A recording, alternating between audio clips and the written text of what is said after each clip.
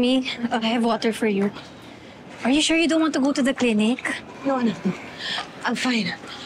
Ang importante, ligtas ka. Hindi ka nila dinamay. Mommy, ano nangyayari sa atin? Nung una, si Darren nakita kong nasaktan dahil sa utang. Ngayon naman, pati ikaw? What's happening? Mas masaklap tong kinasabutan ko. Nakita mo naman, pati ikaw gusto nilang idamay. Anak, ang laki ng problemang napasok ko. Kumapit ako sa patalin. Nangutang ako sa isang ganid na tao na akala ko makakatulong siya sa bumabagsak natin ng business, pero hindi ko alam na ganito yung kahihinatnan. Why are you only telling me this now? Dahil ayokong idamay ka. Nahihiya na ako sa'yo, pati sa dati mo. Anak, siguro naman naiintindihan mo na ngayon kung bakit nakikipagmabutihan ako kay Chito. Kung bakit natin siya kailangan.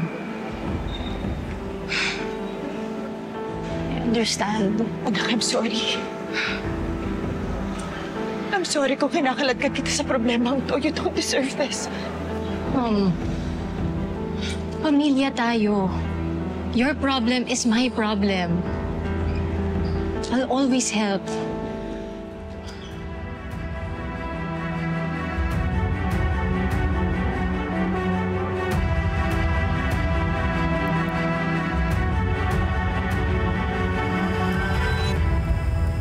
Madam, sigurado po ba kayo hindi nyo na po hihintayin si Tyrone?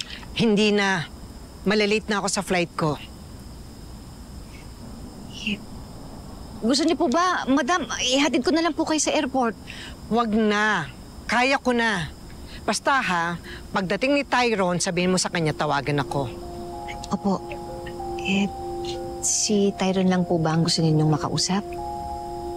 Bakit? Meron pa bang iba? Baka lang po kasi kailanganin niyo po si Darius.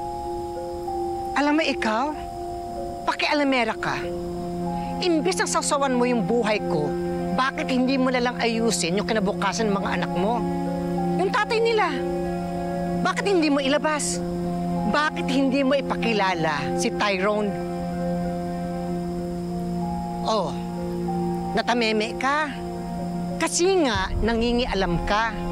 Hindi mo nga magawang ayusin yung sarili mong sitwasyon. Pasensya na po. Magtitino kayo sa Flower Cafe, ha? Nakamonitor kayo sa akin.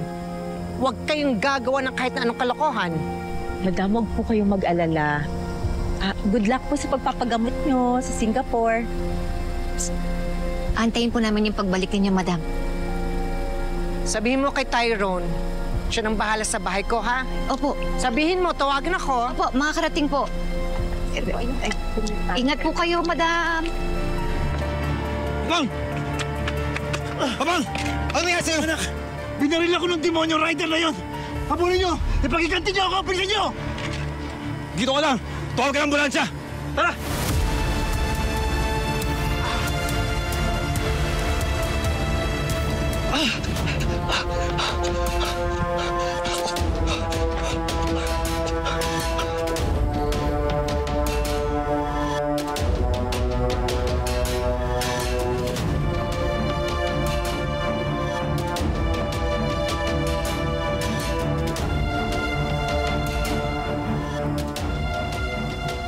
Tarantado ka! Hoy, gago! Asan ka? Lumabas ka dito! Asan yung gagong yun? Tama na yan. Dito lang yan, nagtatago lang yun eh. Teka, minsan dumating na daw yung ambulansya, dinala si Papang mo sa ospital. Andito lang yun, hanapin natin. Ano ka ba? Kita mo dead end na yan, oh. Andito lang yung gagong yun. Andito lang yung gagong yun. Ipaubaya mo na yun sa pulis. Tara! Tumigil ka, dumating na yung ambulansya, ano ba? Ano? Dito ka? Labas! Minsan tigilan mo na yan. Ano? Labas! Minsan naman eh. Oh! Minsan tama na yan. Ano ba? Hayaan mo ako! Paubaya mo na sa pulis yan. Sundan na natin si Papang mo sa ospital. Minsan tama na. Isa naman eh! Ayaw mo talagang lumabas, ha? Tama na yan!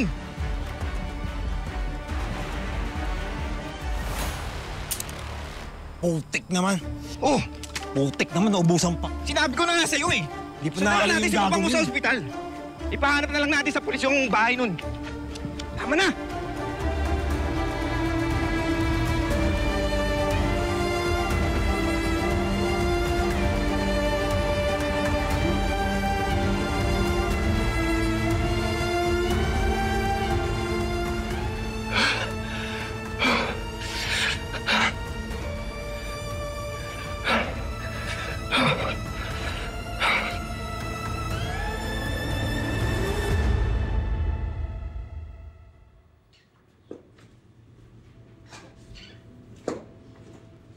Dali. Mabuti naman nakauwi ka na. Kanina ko pa tinatawagan si Tyrone eh. Ring lang ng ring eh. Hindi niya sinasagot. Baka ayaw kayong kausapin. Dali naman. Hindi magagawa sa akin ng kapatid mo yun. Right. Kasi ako lang naman po pala yung gumagawa sa inyo nun. Ako lang naman yung hindi nyo paborito, di ba? Dali, pwede ba? Tigilan mo na yan. Hindi ka pa nag-aalala sa kapatid mo? Baka mamaya kung ano na nangyari sa kanya, baka mamaya kung napano na siya. Nay, tama na nga yung pag-aalala nyo kay Tyrone. Lalaki naman siya. Kaya niya na yung sarili niya. Tama na yung arte na yan.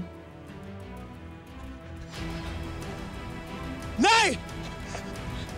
Nay! Nay! Tyrone! Hello, Chika. Huwag kang mag-alala. Tuloy ang plano natin. It's just a matter of time. Mapapasaya rin si Ben. Anak ko naman isuko yung anak ko eh. Basta ipangako niyo lang sa akin na hindi niyo siya sasaktan. Hoy! Bakit yan? Tawad mo ako! Sandali! Tawad mo ako! Dali kayo! 1,000,000 piso. Kailangan ko within 24 hours. Kung hindi mo maibibigay, diretso ng kulungan niyang anak mo. Paano kung makikipagmabutihan ka dun sa lalaki? Parang daddy mo na ngayon sa edad eh. Ba't ka pa masyadong affected? Dahil... I will make her an offer she cannot refuse. Sigurado ako, she will take the offer. What offer? At sino yung kausap mo? Kailangan mo na talagang lapitan ng tatay ni Tyrone, si Chris.